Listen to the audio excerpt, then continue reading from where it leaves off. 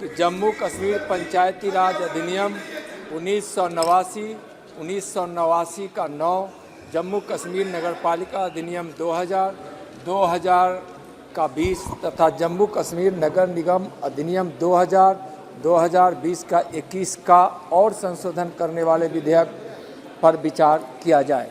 कुछ आप कहना चाहेंगे? जी महोदय,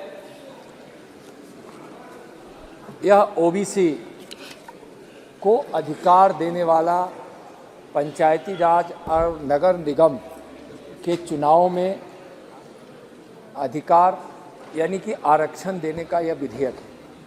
अभी तक जम्मू कश्मीर के ओबीसी को नज़रअंदाज किया जा रहा था, लेकिन 370 हटने के बाद जम्मू कश्मीर जो प्रगति के पथ पर है उसमें ओबीसी को लोकल बॉडी के चुनाव में आरक्षण देकर और उसको हित में जो प्रगति के रूप में भी है और उसको न्याय देने के रूप में भी यह विधेयक आया है।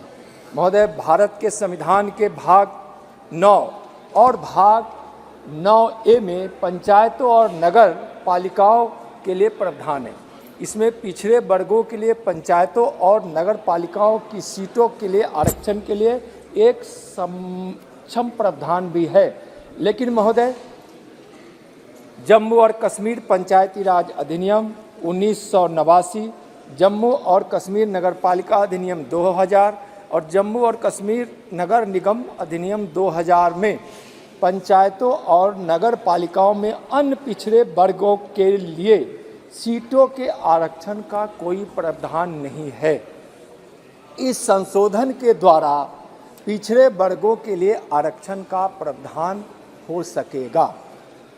संविधान के अनुसार नगर पालिकाओं के चुनाव का संचालन एवं नियंत्रण राज्य चुनाव आयुक्त के पास होना चाहिए, जबकि केंद्र शासित प्रदेश जम्मू कश्मीर में यह अधिकार मुख्य निर्वाचन अधिकारी के पास है। इस प्रस्तावित संशोधन से यह अधिकार राज्य चुनाव आयुक्त के पास जाएगा। महोदय, संविधान में प्रावधान है कि राज्य चुनाव आयुक्त को उसी तरह से पद से हटाया जाएगा जो किसी उच्च न्यायालय के न्यायाधीश के लिए निर्धारित है, जबकि जम्मू और कश्मीर में यह अधिकार उपराज्यपाल के पास है। इस संशोधन के माध्यम से इसे संविधान के अनुरूप किया जाएगा।